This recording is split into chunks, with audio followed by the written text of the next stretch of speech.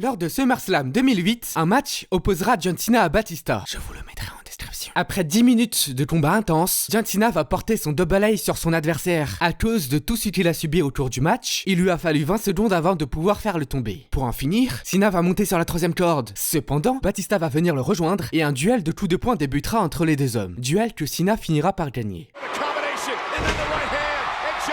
Maintenant que Batista est à terre, Cena va enfin pouvoir s'élancer sur lui.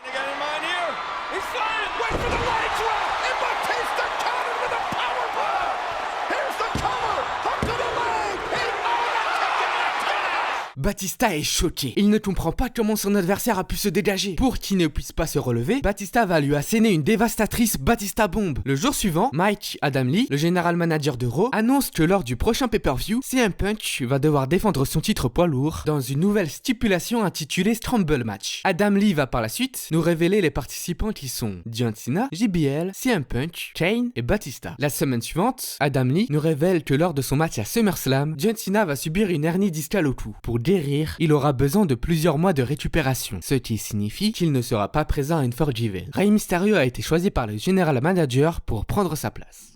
On se retrouve désormais pour Unforgiven 2008. Comme je vous l'ai dit précédemment, Punk va devoir défendre son titre poids lourd face à 4 autres superstars. Durant son interview d'avant-match, Randy Orton va venir le rabaisser. CM Punk va répondre à ses provocations quand soudainement, le champion va subir une agression de l'ancienne version de la Legacy.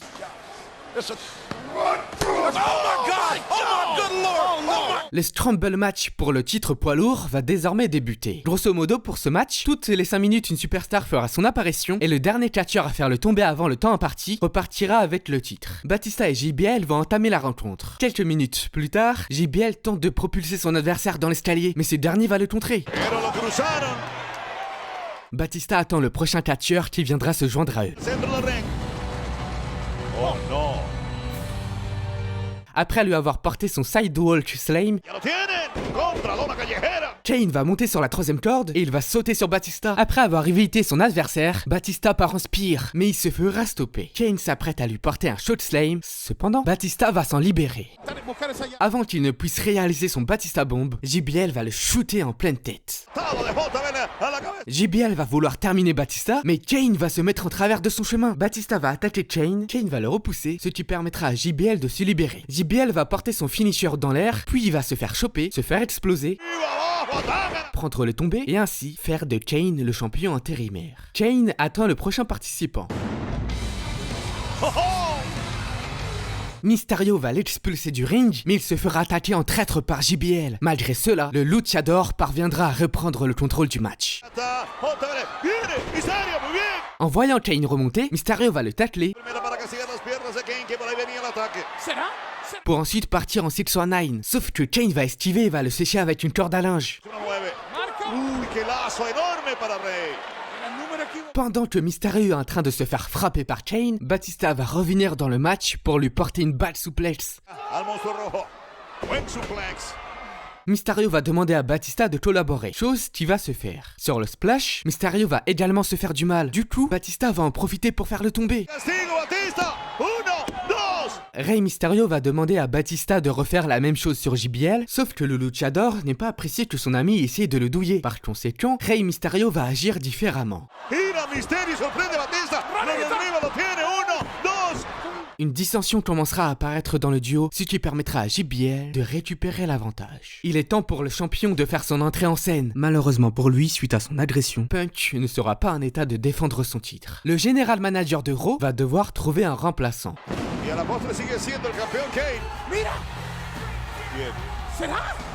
Plus tôt dans la soirée, Jericho a combattu pendant 27 minutes dans un Unsanctioned match. Autant vous dire qu'il a pris énormément cher lors de cette rencontre.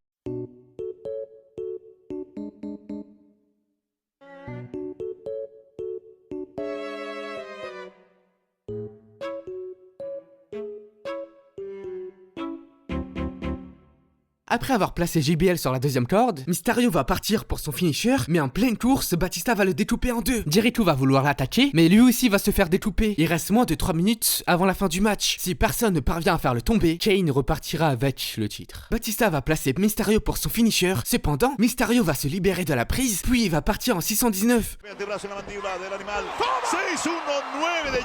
Mysterio va vouloir partir en springboard, mais Batista ne va pas le laisser faire. Batista va vouloir attaquer Kane, mais il se fera intercepter par un coup de poing. Contrairement à Kane, Batista va éviter JBL et va par la suite le mettre hors d'état de nuire.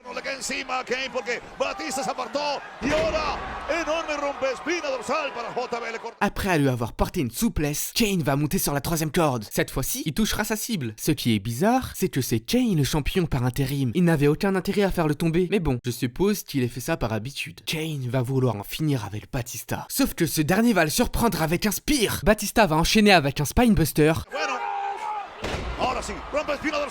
Et ainsi devenir le nouveau champion intérimaire. Batista a l'air épuisé. Pour repartir champion, il lui reste moins de 30 secondes à tenir. Mysterio va vouloir l'attaquer, sauf que Batista va le contrer en Batista Bomb. En portant son finisher, Batista n'a pas vu Jericho voler le match. Au détriment de Batista, Jericho va devenir le nouveau champion poids lourd.